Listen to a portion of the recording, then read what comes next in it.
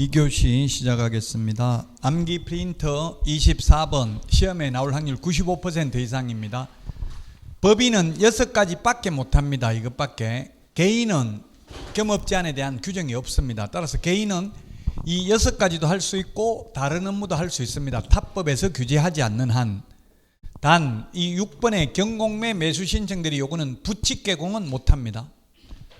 자, 그 다음에 시험에 나오는 게 상업용 건축물 및 주택임대관리인데 임대업 하면 X고, 상업용 건축물 주택인데 공업용 건축물, 농업용 건축물 예를 들어서 이렇게 하면 X입니다.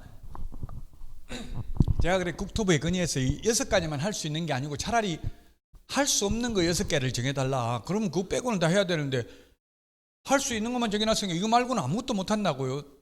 더 쉬운 것도 실제로. 그랬더니만 검토해보겠다 하던데 언제 할지 모르겠어요. 좀 있으니까 또 공무원 바뀌버려요. 검토하다가. 공무원들이 검토해보겠다 이 말은 절대 안 된다 이 말이라 하더라고요. 2번 부동산의 이용개발 및 거래에 관한 상담업은 되는데 개발업은 안 됩니다. 돈 되는 걸 못하도록 다 막아놨어요. 이렇게 한 이유는 취지는 저는 이해는 해요. 외국 대형법인의 우리나라 진출을 막기 위한 조치입니다. 골목상권 보호하려고 그렇습니다. 근데 시험에 골목상권을 보호하기 위해서 이런 말 절대 안 나옵니다. 그런 말 알려주면 외국에서 가만 안 있습니다. 너가 그래서 그렇구나 이렇게 하겠죠. 그 개발업 돈 되는 건 안 된다고요. 공인중개사 대상 X, 개업공개사를 대상으로 경영기법 및 경영정보 제공, 프랜차이즈, 가맹점업 이런 거 할 수 있습니다. 옛날에 LBA 법률중개사 이런 거 1년 가맹점비 99만 원 받더라고요. 간판 같은 거 통일되게 이렇게 설치하고 가맹점비만 그거 받아도 됩니다. 자, 그 다음에 주택 상가 분양 대행 가능합니다. 분양업 안 되고요. 택지 분양 대행 가능하다 X. 주택 상가 분양 대행만 가능합니다. 우리 공인중개사법에는 이렇게 나와 있는데 엄격하게 말하면 주택법에 의하면 주택법상 사업계획 승인 대상인 거는 법인인 개업공개사가 못합니다. 그 주택법에서 규정하고 있다고. 정비사업자라든지 그 할 수 있는 사람을 명시하고 있어요. 주택법에서. 그래서 시험에 전부 주택법상 사업계획 승인 대상이 아닌 것 이렇게 나왔습니다.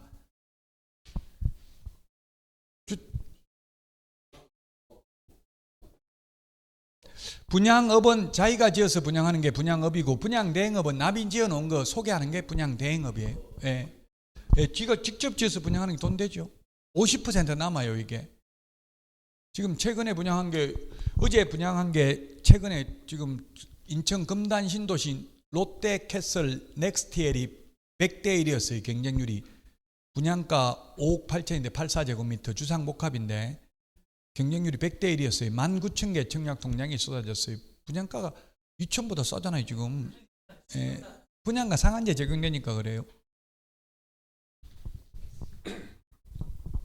분양가 상한제 적용되는 택지지구, 중리지구가 오히려 더 싸다고 이런 데보다 그 택지지구는 분양가 상한제 적용되니까 마음대로 못 받는다는 이야기예요. 왜 여기 호수 레이크뷰 이게 비싸더라고. 이거 요 앞에 레이크뷰, 동부 레이크뷰인가 이게 거의 그 분양한 지 오래됐는데 그때 이미 6억 넘었을걸요. 6억 9천인가 뭐 얼마 그랬어요. 근데 아직도 지금 1층도 안 올라왔더라고요. 왜냐면 지하 8층인가 파니까 지하 8층 팔려면 위에 한 20층 올리는 것보다 더 걸린대요 시간이. 지상층 올리는 거는 한 달에 한 2개 층 올리는데 지하는 한 2년 파야 되나 봐요.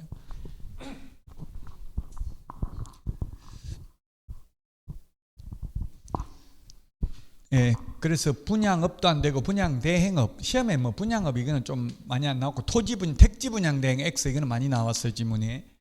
그 다음에 도배 이사업체 소개는 용역 알선업은 되는데 용역업은 안 됩니다.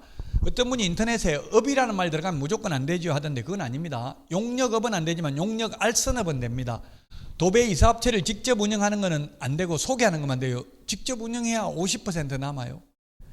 50% 남아도 실제로는 모든 재화는 3331 법칙이 정리한다더라. 원가 30%, 인건비 30%, 마진 30%, 10%는 세금 내야 되는데요. 그 50% 그냥 단순 계산하면 50% 남아요. 그래서 이 아파트 분양하는 것도 100% 분양되면 분양가 산정한 임원들 잘린대요. 50% 미분양되는 게 가장 적절하다고요. 줍줍 나오는 게 50%만 팔려도 원가는 다 회수했다고요. 그럼 나머지 50% 천천히 팔면 된다고요. 지어놓으면 무조건 팔리잖아요. 지금은 아직까지는 우리나라에서는. 자, 그 다음에 경공매 매수 신청들이 입찰되는데, 경매 매수 신청들이 입찰되려 할 때만 매수 신청 대리인 등록을 해야 되고요. 경매 권리분석 취득 알선만 하려면 매수 신청 대리인 등록 안 해도 됩니다. 공매 입찰 대리 할 때도 매수 신청 대리 안 해도 됩니다. 경매 부동산 입찰 대리 매수 신청 대리 할 때만 지방법원장에게 매수 신청 대리인 등록을 해야 된다고요. 공매 안 해도 됩니다. 그리고 경매 취득 알선이나 권리 분석만 하는 경우에도 매수 신청 대리인 등록 안 해도 됩니다. 95% 이상입니다. 출제될 확률. 부칙 개공은 매수 신청 대리인 등록 불가능이고요. 매수 신청 대리도 못 하고요. 그 다음에 아까도 말했지만 경매 매수 신청 대리만 법원에 등록해야 되고, 공매 매수 입찰 대리, 권리 분석, 취득 알선은 매수 신청 대리인 등록 안 해도 된다 이 말이에요. 그 다음에 이런 겸업을 하고 받는 보수는 중개보수가 아니기 때문에 분양 대행 수수료, 소위 MGM 또는 2천에 제가 전화해보니까 R 20개 준다 이러더라고. 전원주택 한 개 소개시켜주면 2천만 원 준다는 이야기에 전원주택 하나 분양받을 사람 소개시켜주면. 지금 양평에 그 전원주택에 대해서 유튜브 채널 올려놓은 거 많던데, 양평이 우리나라 전원주택 가장 선호하는 지역이잖아요. 남한강 보이고 배산 임수 앞에 강 보이고 뒤에 산 있고. 아마 전원주택형 신도시로 가장 유망받는 곳이 양평이라고 봐야 되겠죠. 김부겸 전 총리도 거기가 살 수 있고 있잖아요. 양평 군수하고 거의 나이 비슷하더라고요. 근데 지금 양평 군수하고 있는데 빨리 승진하면 빨리 그만둬야 돼. 그러니까 총리하고 나니까 더 이상 할 게 없잖아요. 총리하다가 뭐 군수할 수도 없으니까요. 양평은 군이죠. 아직 여주가 11만 명입니까? 여주 11? 양평도 12만 명인가 그렇다던데. 12년 인구는 더 많은데 군이 혜택이 훨씬 많대요. 뭐 농어촌 특별 지원 이런 거, 학생 대학 가는 거 이런 것도 지원받고요. 뭐 농어촌 특별세 받아가지고 다 그거 주니까 국민들이 안 할라는데 공무원들은 했으면 좋겠대. 공무원들 월급 조금 더 올라간다더라고 시되면. 여주시장은 자기가 시장으로 퇴임하고 싶다고. 그래서 지금 양평군수가 여주경찰서장 하던 사람이 양평군수하고 있더라고요. 제가 양평군에 연수교육하러 2번이나 가봤어요. 군수님 와서 축사하고, 개혁공개사들이 지역 유지들이잖아요. 오피니언 리더들이기 때문에 군수 와가지고 뭐 전부 일일이 악수 다 하고 사장님 잘 부탁드립니다 하고 막 이러더라고요. 승부하니까 어제 지금 또 강서구청장 뽑았잖아요. 어제 저도 괜히 아무 상관도 없는데 밤 11시 발표한다 해서 그때까지 자지도 못하고 보고 있었는데 너무 키워서 그래요. 뭘 누가 강서구청장인지도 모르는데 막 계속 모든 대표 그 정당 대표들이 가고 이러니까 유명해졌잖아요.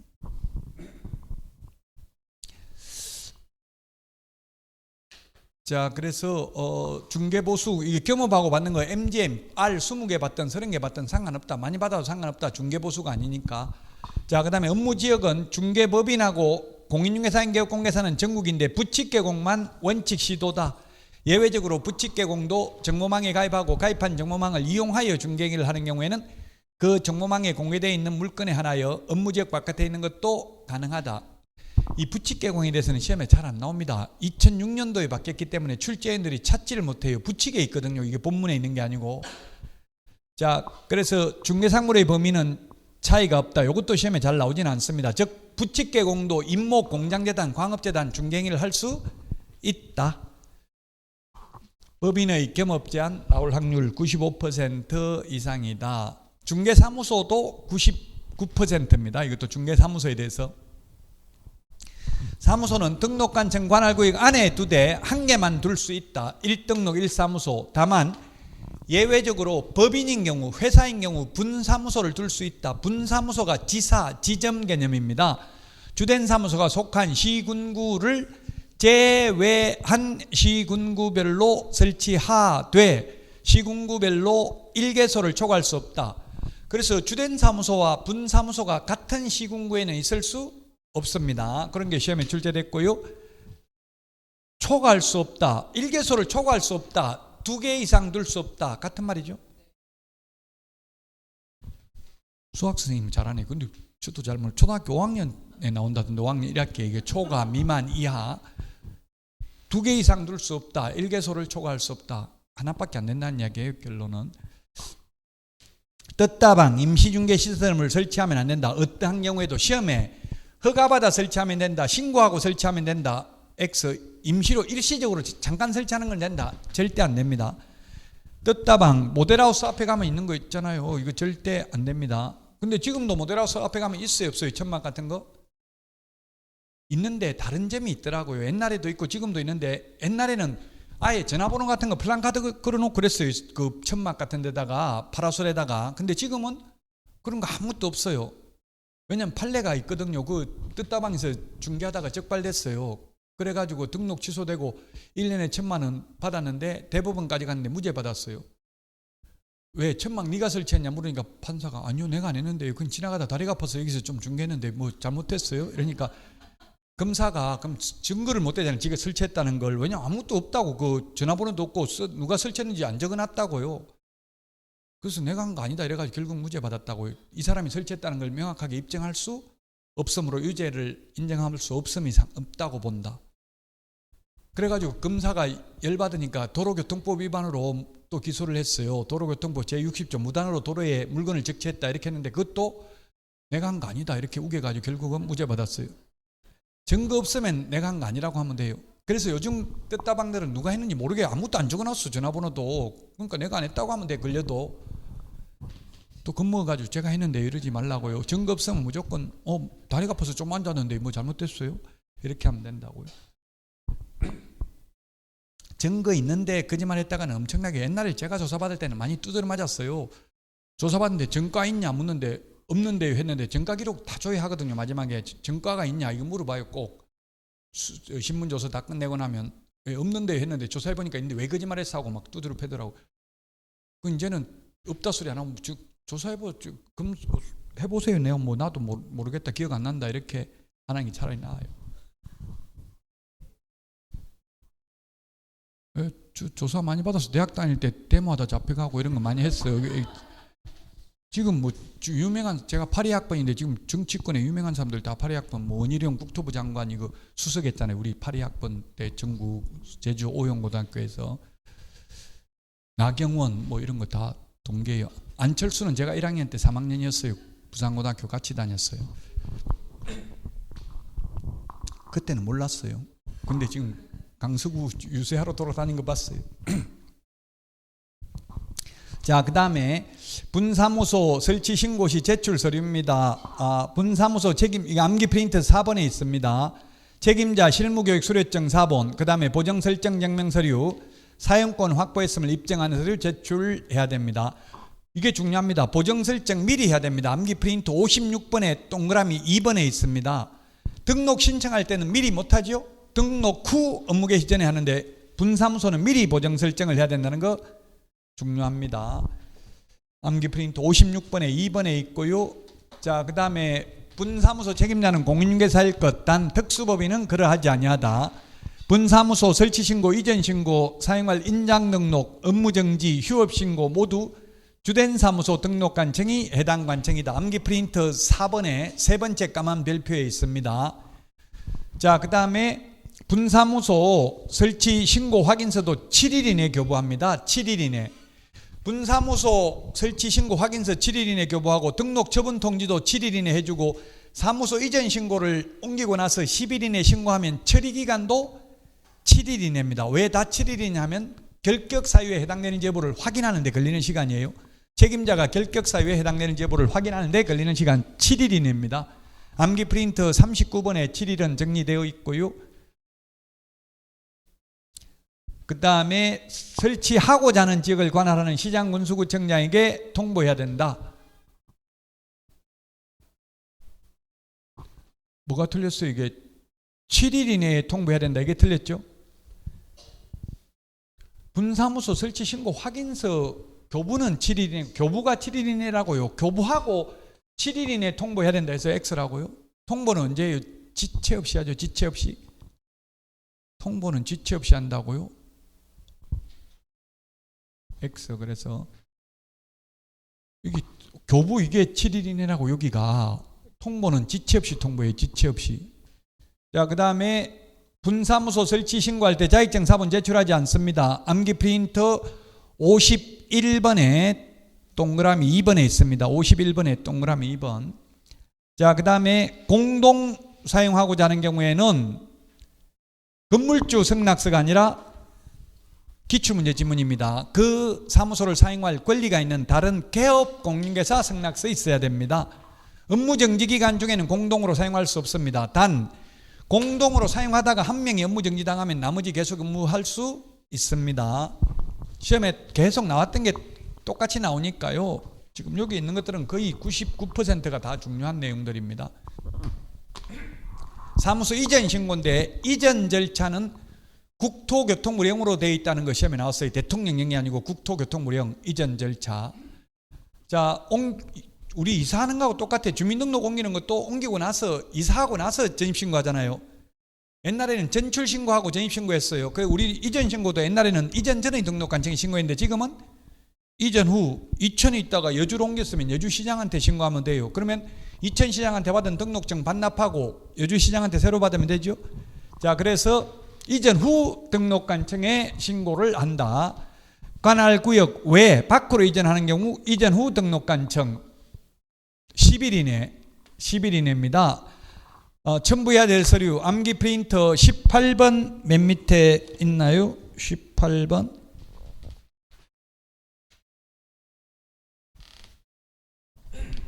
암기 프린터 18번 맨 밑에 이전 신고할 때 세 번째 까만별표 제출해야 되는 서류 2개, 등록증, 분사무소인 경우 신고 확인서, 그 다음에 사무소 확보 증명 서류, 송부하는 서류는 3가지. 시험에 송부하는 서류와 이전 신고할 때 제출하는 서류 종류가 같다. X로 나왔어요. 다르잖아요. 2가지. 제출하는 서류는 2가지, 송부하는 서류는 3가지 다릅니다. 송부하는 서류는 3가지입니다. 자, 그래서 이전 전에 위반 행위에 대해서 행정처분은 누가 합니까? 이전 후의 등록관청이 하죠.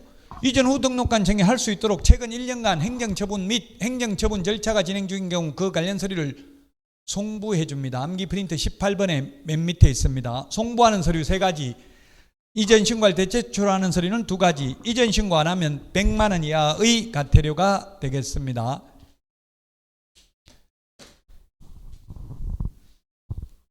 자, 1번인데요. 관할구역 밖으로 옮기면 무조건 등록증 재교부입니다. 이천시장이 준 거 반납하고 여주시장한테 새로 받아야 됩니다. 재교부 받아야 됩니다. 다만 관할구역 안에서 이천에서 동만 바뀐 경우에는 원칙 재교부인데 예외적으로 등록증의 기재사항을 변경하여 교부할 수 있다. 시험에 많이 나왔고요. 그 다음에 분사무소 이전 신고를 받은 때에는 지체 없이 분사무소의 이전 전 및 이전 후 시장군수구청장에게 통보해야 된다. 지체 없이 통보입니다. 지체 없이 통보.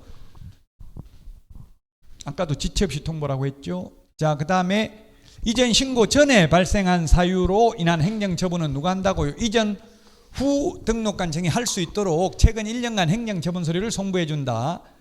부칙개공도 어디로든지 사무소 이전은 가능합니다. 단 부칙개공은 시도 안에 있는 것만 가능합니다. 이천에 있다가 장원 넘어가면 뭐죠? 충청북도 뭐 있어요? 음성군인으로 옮겼으면 충청북도로 바뀐다고요.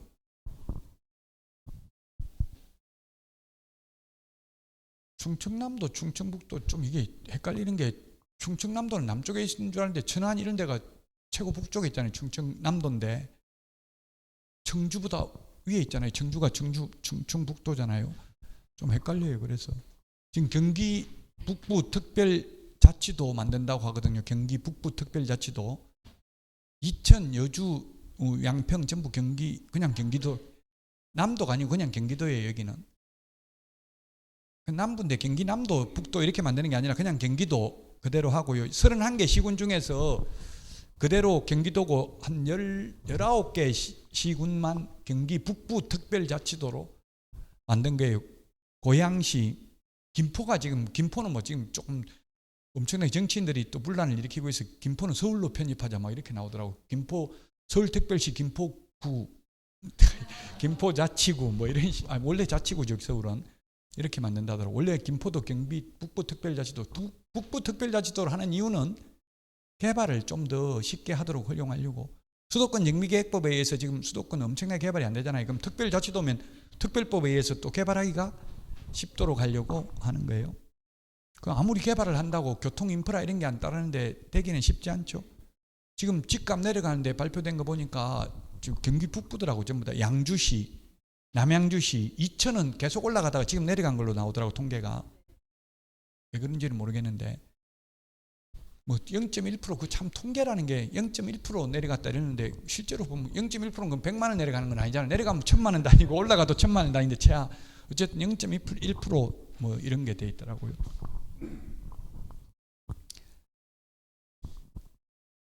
자, 그래서 어쨌든 이거는 부칙개공이라는 말 들어가는 건 시험에 사실 요거는 잘 안 나옵니다. 어쨌든 시도입니다. 원칙. 예외적으로 정보망에 가입하고 가입한 정보망을 통해서 중개하는 경우에는 업무지역 바깥에 있는 것도 가능하다 했죠. 업무지역 범위를 위반한 부칙개공 업무정지고요.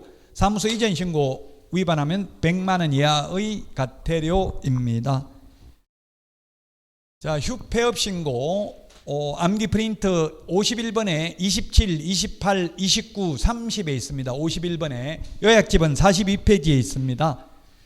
자, 휴업, 폐업은 3개월 초가 하는 경우만 신고합니다.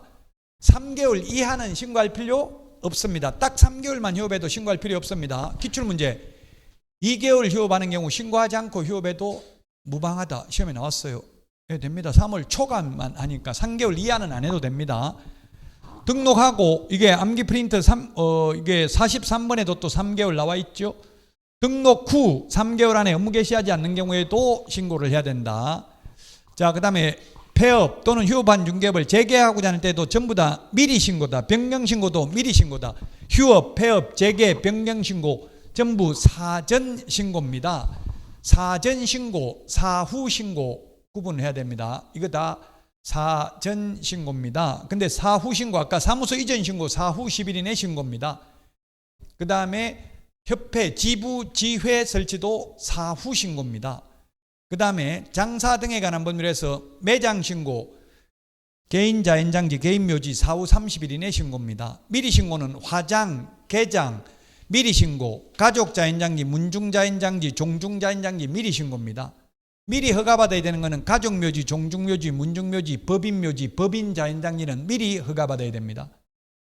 사전 허가, 허가 승인은 전부 사전 허가, 사전 승인이지 사후 승인, 사후 허가 없습니다. 전부 미리 하는 겁니다. 그런데 신고는 사전 신고도 있고 사후 신고도 있다. 좀 전에 사무소 이전 신고는 사후 10일 이내인데 휴폐업은 미리 해야 된다. 자, 휴업기간은 원칙 6개월을 초과할 수 없습니다. 예외 병원에 입원한 경우, 군대 가는 경우, 학교 가는 경우, 임신, 출산. 여기는 그냥 임신, 출산이라고만 되어 있습니다. 농지법에서는 6개월 미만인 경우, 분만 후 6개월 미만인 경우 위탁 경영 가능합니다. 여기는 그냥 임신, 출산, 출산하고 1년까지인지 얼마까지인지 그런 거는 규정되어 있지 않습니다. 이에 준하는 부득이한 사유가 있는 경우로서 국토부 장관이 정하여 고시하는 경우 6개월 초과할 수도 있다. 원칙은 6개월 초과할 수 없다. 그 6개월, 3개월 구분해야 돼요. 3개월 초과하는 경우 신고하고 한 번 신고하면 6개월 할 수 있다고요. 원칙적으로. 6개월 초과해서 휴업하고자 하는 경우 신고해야 된다. 하나여 X라고요. 하나여 하면은 물론 6개월 초과해도 신고해야 되지만, 자, 그 다음에 재개신고를 받은 등록관청은 반납받은 등록증을 즉시 반환해야 됩니다. 지체 없이가 아니고 즉시라는 표현을 쓰는 거 딱 여기밖에 없습니다. 명문 규정이 있는 거는 서식에서 처리기간 적시에 있지만 법조문에 있는 거는 여기밖에 없다고. 시행령 18조 2항 적시, 나머지는 다 지체 없이입니다. 또 적시가 부동산 거래 신고 등에 관한 법률에 적시 한 번 있습니다. 이행강제금을 부과했는데 허가받은 목적으로 사용 안 해서 이행을 하면 새로운 이행강제금 부과는 즉시 중지해야 됩니다. 이미 부과된 것은 징수하여야 합니다. 6월 초과 무단휴업하면 임의적 취소 또는 업무정지할 수 있고요. 임의적 취소 사유가 취소 안 하면 업무정지할 수 있습니다. 3월 초과 무단휴업, 폐업신고, 재개신고, 변경신고 위반하면 100만 원 이하의 과태료입니다.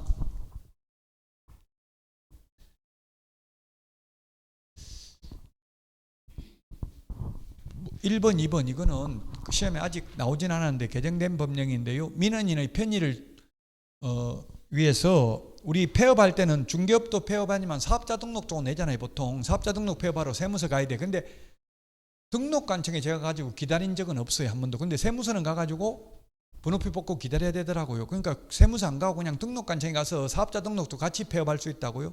휴업도 마찬가지고. 반대로 세무서가 가까이 있으면 세무서에 가서 반대로 또 중개업 폐업도 휴업도 같이 할 수 있다고요.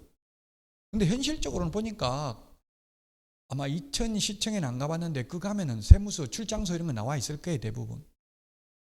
근데 세무서는 좀 기다려야 되니까 이거 1번, 2번 아직 시험에 나온 적은 없습니다. 그래서 많이는 안 들어봤죠. 어쨌든 한 군데 가서 세무서에 가서 중개업도 같이 휴업 폐업할 수 있고 반대로 등록관청에 가서 사업자 등록도 같이 휴업 폐업할 수도 있다. 그럼 공무원들끼리 자기들끼리 문서 주고 받는다고요. 서류. 그게 1번, 2번이고요. 3번 휴업 신고는 전자문서 가능하다. X. 휴업 폐업은 등록증을 반납하러 가야 된다. 전자문서 안 된다. 재개신고, 변경신고는 전자문서 가능하죠? 재개, 변경신고는 전자문서 가능하다. 금지행위, 암기 프린트 11번 시험에 3문제까지 나올 수 있고 한 문제는 반드시 나옵니다.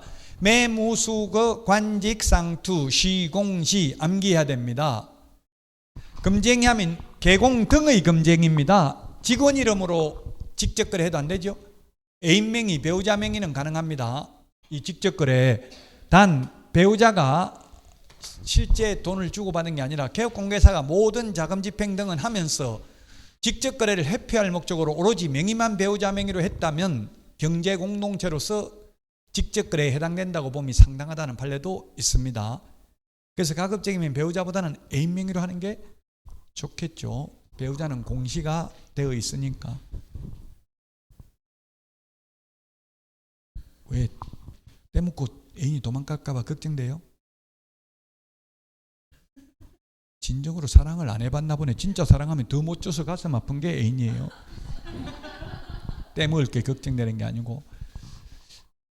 매매업 안 됩니다. 이 매매업이 안 된다는 거는 매매 중개업은 해도 돼. 매매를 중개하는 거는 해도 된다고요. 중개를 안 하고 직접 샀다 팔았다 집 장사하는 건 안 된다고요. 왜 안 되냐? 거래 상대방이 불측의 피해를 입기 때문에. 교환업, 임대업, X 이 말은 임대업 안 된다는 게 아니라 X 금쟁이가 아니다 이 말이니까 해도 된다는 뜻이에요.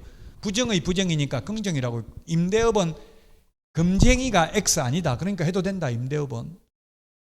단 임대업을 하더라도 손님 오면 중개사무소 찾아오는 손님한테 내 건물 주니까 내 건물에 새 들어와라 이렇게 하는 거는 직접 거래라서 안 된다고요. 다른 중개업소에서 내놔가지고 손님 받는 거는 가능하다고요. 임대업 하더라도.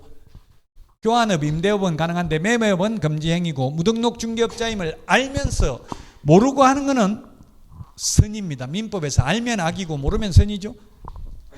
그래서 어른들이 옛날에 알면 다친다 이런 말을 하잖아요. 괜히 많은 걸 알려고 하지 말라고요. 중개보수는 어떠한 명목으로도 초과해서 받으면 안 된다. 초과해서 받으면 전부 무효가 아니라 초과 부분만 무효다. 이거는 민법 시험에도 나올 수 있어요. 초과 부분만 무효입니다.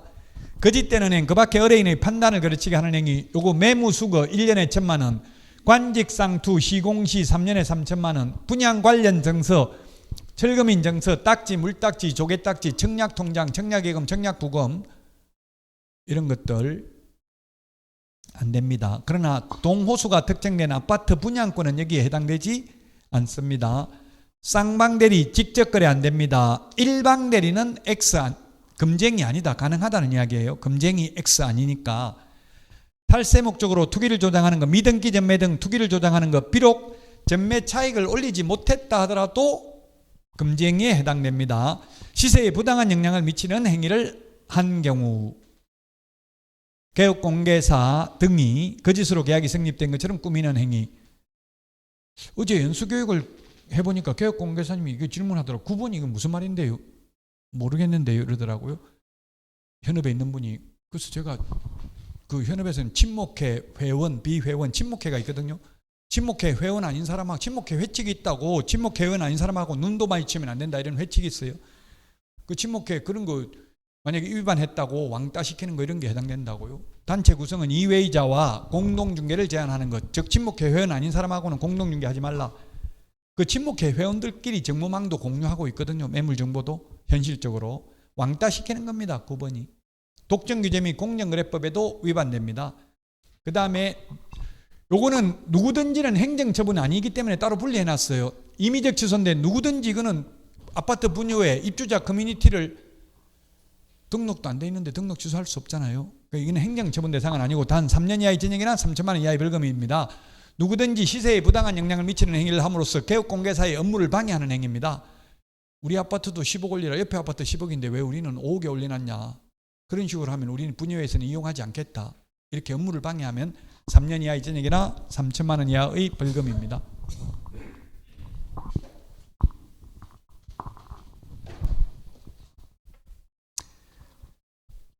자,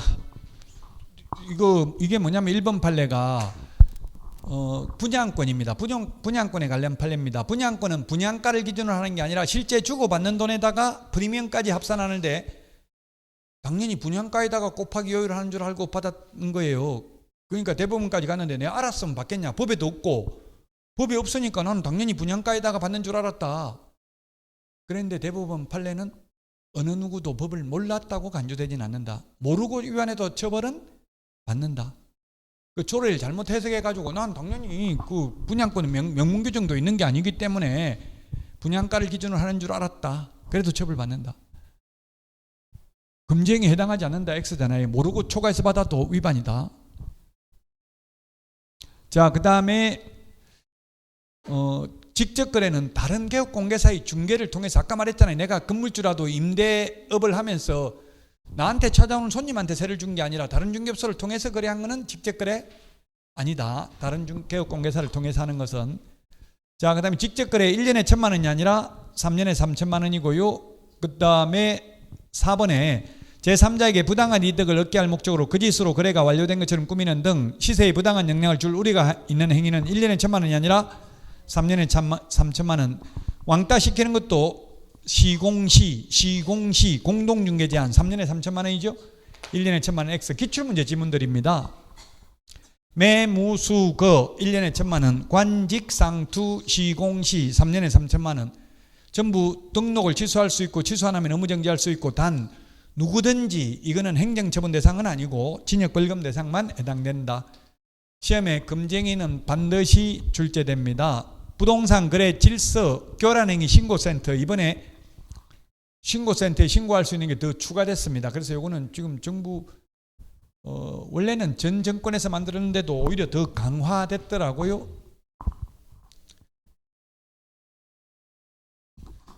사실 정치에서는 가장 유능한 정권은 국민의 저항 없이 세금을 많이 받는 정권이 가장 유능한 정권이라고 알려져 있어요.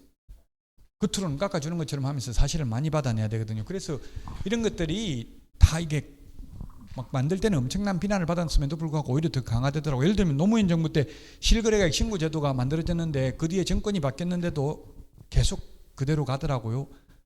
세금 많이 들어오잖아요. 실제 거래 가격을 하면 뭐 옛날에는 막 그게 맞죠. 실제 거래 가격을 하는 게 옛날에는 신고하는 거 거짓말로 해도 무조건 자기 한 대로 받으니까 금융계약서에 적힌 금액이니까 문제는 있기는 있었어요. 세법의 큰 원칙은 실질과세 원칙입니다. 근데 오늘 또 조세심판원에서 나온 거 보니까 종합부동산세 그 오피스텔을 주택으로 사용했는데 2주택으로 계산해가지고 종부세 부과하는 건 조세심판원에서 불합리하다. 업무시설 지금은 업무시설로 사용하고 있다. 그래서 이게 조금 그 종부세법에는 그게 없나 봐요. 오피스텔이 주택인지 아닌지 이게 명확하게 규정이 없나 봐요. 재산세법에는 있대요. 주택으로 사용하면 주택이다. 오피스텔이. 근데 종부세에는 명확하게 규정이 없어가지고 2주택으로 그 오피스텔도 주택으로 쓰고 있어서 주택으로 계산해서 부과했는데 그 부과를 취소하라고 오늘 조세심판원 결정이 나왔더라고요. 그는 원칙적으로 세법의 큰 한마디로 말하면 실질과세 원칙입니다. 주택으로 사용하면 주택으로 받는 게 원칙이라고요. 자, 부동산 거래 질서 교란행위 신고센터 운영 절차입니다. 부동산 거래 질서 교란행위가 많이 추가됐습니다. 옛날에는 시공시였어요. 시공시 3개. 근데 지금은 뭐 거짓된 은행 이런 것도 다 부동산 거래 질서 교란 행위에 해당되는 걸로 되어 있고요. 자, 그러면 부동산 거래 질서 교란 행위 신고센터를 설치 운영하려면 지금 한국부동산원에서 하고 있는데요. 부동산 거래 질서 교란 행위, 아마 부동산 거래 질서 교란 행위 신고센터라고 치면은 인터넷에 지금 휴대폰 치보면 한국부동산원 전화번호 나와 있을 거예요. 저는 전화해봤어요. 신고 좀 하려고 하는데 분야에서 자꾸 지금 아파트 비싸게 내달라고 하는데 시세보다 비싸게 해달라는데 이거 좀 조사 좀 해주세요 하니까 그거 가지고는 안 됩니다. 피신고인 인적사항까지 다 제출해야 됩니다. 그러니까 엄청 귀찮아하더라고 그 직원이. 왜냐면 이게 신고 접수됐다면 골 아프거든요. 우리 119에 신고되거나 뭐 112에 신고돼 버리면 그 신고받은 사람 무조건 처리를 해야 되거든. 그냥 자기 선에서 끝내는 게 아니라 조사 조치 요구를 해야 돼요 무조건. 그러니까 막 신고 받는 것 자체가 그거 가지고는 좀 힘듭니다. 안 받으려고 하더라고요. 그래서 알았다 하고 말았어요. 안 받으려고 하니까 어떻게 분여회 인적사항 어떻게 하냐고요. 이름하고 전화번호 생년월일 이런 거 적어내라고 하는데 어떻게 적어내 이거 모르는데. 그러니까 이게 신고하는 거는 대부분 거래 당사자들이나 개업공개사한테 불만이 있는 사람, 이런 사람이 다음 계약서 적으라고 해서 적었다면 이런 거 신고할 수 있겠죠. 그럼 인적사항이 다 나와 있잖아요 계약서에. 그런 거 말고는 계약 당사자 아니고는 현실적으로 하기는 좀 어려울 것 같아요. 안 나와요? 부동산 거래 질서 교란 행위 신고센터 지금 한국부동산원 전화번호 나와요? 이 신고센터 운영하려면 운영규정을 정해서 국토부 장관 승인을 받아야 되고, 그리고 나서 신고를 접수받고 신고인으로부터 접수를 받고 나면 그걸 시도의사 및 등록관청에 조사 및 조치를 요구해야 되고, 조사 및 조치 요구를 받은 시도의사 및 등록관청은 신속하게 조사 및 조치를 완료하고 10일 이내에 그 결과를 신고센터에 통보해야 되고요. 통보받은 신고센터는 처리 결과를 민원인에게 신고인한테 알려주고요. 또 직전달의 신고 접수 처리 결과를 매월 10일까지 국토교통부 장관에게 제출해야 됩니다.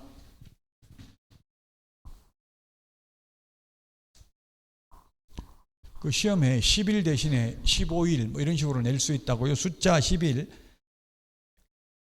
자, 그 다음에 신고센터는 매월 15일까지가 아니라 며칠까지라고 했어요?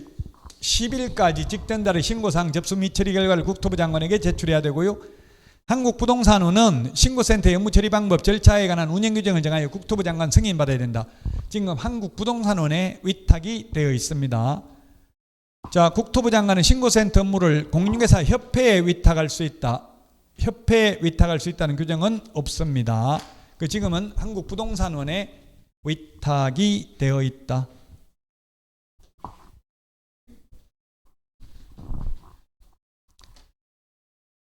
자, 계약서 필요적 기재사항입니다. 계약서 필요적 기재사항. 어제 연수교육 해보니까 그 개업공개사님이 뭘 안 적었다더라. 잔금 지급일, 이게 거래 금액, 계약금 및 그 지급에 관한 사항, 물건의 인도 일시. 이 물건의 인도 일시 이게 잔금날 인도하잖아요 보통. 그 잔금 날짜를 안 적었대요. 뭐 팔리면 하기로 한다 이러니까 분쟁이 생긴 거예요. 이게 애매하게 나중에 뭐 거래되면 빨리 뭐 팔리면 빨리 잔금 치르기로 한다 이렇게 해놓은 거는 안 팔리면 뭐 어떻게 하는지 그 명확하게 규정이 없잖아요. 그 분쟁이 생겼나 봐요. 잔금 날짜를 안 적어가지고. 근데 지금 정확하게 모르겠다. 뭐 팔리야 주겠다 이렇게 하니까 그 참 애매하잖아요. 그런 부분이. 그런 거는 조건 기한이 될 수도 있고 팔리면 하겠다 이런 거 해놨기 때문에, 그럼 날짜를 적어놓고 팔리면 더 빨리 잔금을 지급하기로 한다 뭐 이런 식으로. 참 애매한 부분이 이게 하다 보면 현업에 있다 보면 법을 100% 지키기는 좀 어려운 부분이 있어요. 뭐 예를 들면 집 갈아타기 하는데 집 옛날 집 팔리면 잔금을 더 빨리 줄 수도 있다. 그럼 안 팔리면 그럼 계속 안 줄 수도 있냐. 이거는 명확하게 안 적어놨기 때문에 나중에 이제 손님들끼리 불만이 생기면 나중에 개업공개사 긁어 넘어진다고요. 자, 이게 계약서 필요적 기사항 시험에 잘 나오는데 인물계약금 인권조교 암기 프린터 9번에 있습니다. 9번 인물계약금 인권조교. 여기는 순서가 지금 좀 9번이 지금 우리 암기 프린터 9번하고 좀 지금 순서가 바뀌어 있어요. 이거 인물계약금 약이 그 밖의 약정이 계약금 요 4번에 가 있다고. 그 암기 프린트 9번은 인물계약금 인권조교 부동산 등기특별조치법 10번 암기 프린트 10번 당모가지, 개대가리, 중의조한다. 6개 필요적 기재사항입니다. 개업공인중개사가 있을 때에는 개업공개사 인적사항도 금융계약서에 기재는 해야 됩니다. 그러나 개업공개사가 의뢰인의 요청이 있다 하더라도 금인 신청해 줄 의무는 없습니다. 금인 신청은 계약 당사자 중 1인이나 그 위임을 받은 자, 계약서를 작성한 변호사, 법무사, 개업공개사가 금인 신청할 수 있을 뿐입니다. 할 수 있다. 인물, 계약금, 인권, 조교, 계약서 필요적 기재사항. 그래서 시험에 성명을 공란으로 둘 수 있다. 안 됩니다. 성명 반드시 적어야 돼. 인적사항. 성명 공란으로 두면 다른 데 팔아놓고 그 사람이 산 걸로 할 수 있다고, 중간 생략 등기로 악용될 수 있다고요. 확인 설명서 교부일자, 이게 8번이 시험에 가장 많이 나왔습니다. 계약서에 확인 설명서 교부일자도 반드시 기재하여야 합니다. 시험의 기출문제입니다. 협회는, 시도지사는, 등록관청은 다 X, 국토부 장관이 표준 서식을 정하여 그 사용을 권장할 수 있다. 계약서 5년 보존해야 된다. 계약서 5년 보존해야 된다. 그 다음에 보조원이 서명 날인해도 위반은 아니다. 서명 날인해도 위반은 아니다. 올해 나온 판례가 있는데요. 아직 시험에 안 나왔는데 당연히 확인 설명서에 서명 및 날인해야 되는데 손님한테 교부하는 확인 설명서에는 서명 및 날인을 했어요. 근데 사무소 보관용에는 안 해놨어요. 누락됐었어요. 그래서 업무정지 받았어요. 대법원까지 갔는데, 대법원까지 가면 업무정지 이미 6개월 지났어요? 안 지났어요? 한 3년 지났죠. 그 지났음에도 불구하고 정가 기록이 남아있잖아요. 앞으로 이제 뭐 정부에서 업무정지 이력 이런 것도 공개하겠다 막 이렇게 나오니까, 정가 옛날에 과거에 업무정지 당한 적이 있다 이런 게 만약 공개되면 손님들이 싫어하겠죠. 어쨌든 정가 기록은 남기고 싶지 않잖아요. 그래서 소송을 했다고요. 대법원 판례는 어떻게 해서 여러분들 생각에는 사무소 보관용에는 서명 날인이 안 돼 있고 손님한테 준 거에는 서명 날인 돼 있다고 법조문에 뭐라고 돼 있어요? 확인 설명서에 서명 날인한 후 거래 당사자에게 교부하고 3년간 보존하라 이렇게만 돼 있죠. 구체적으로 뭐 손님한테 주는 거는 해야 되고 사무소에 있는 건 안 해도 된다 이런 말은 없어요. 그럼 여러분들 생각은 어때요? 사무소에 있는 거에 안 했다고 업무정지 할 수 있다 없다? 판례는 없다라고 돼 있어요. 판례가. 제가 그 판례를 안 봤으면 제 생각에는 그냥 사무소 보관용도 해야 될 것 같은 느낌이 개인적으로 들더라고요. 근데 어쨌든 대부분 판례는 문헌이나 여러 가지를 종합적으로 고려해 볼 때 손님한테 피해를 입히지 않기 위해서 하는 것이기 때문에 손님들한테만 정확하게 서명 및 날인했다면 비록 사무소에 보관용에 서명 날인이 누락되어 있다 하더라도 업무정지 처분을 할 수 없다고 봄이 상당하다. 대부분 판사 마음이에요. 법조문이 없으니까 그렇게 해석을 해버렸다고요. 올해 나온 판례입니다. 지금 이 올해 나온 판례 보려면 대법원 종합법률정보라고 인터넷 치고 들어가서 대법원 종합법률정보 치가지고 공인중개사 또는 중개라고 검색해도 돼요. 중개가 가장 일반적이니까 이거 검색하면 판례 나와요. 최신 판례부터 나오거든요. 중개 또는 공인중개사, 뭐 공인중개사법 이런 거 검색하면 판례 나온다고요. 아니면 서명이라고 해도 되겠네요. 서명, 날인 이런 걸 검색하시면 나와요. 어쨌든 사무소 보관용에는 안 돼 있어도 상관없다. 서명 및 날인이 올해 판례가. 근데 거래 당사자에게 교부한 거에는 서명 및 날인한 후 거래 당사자에게 교부하고 보존하여야 한다 이렇게 되어 있어요.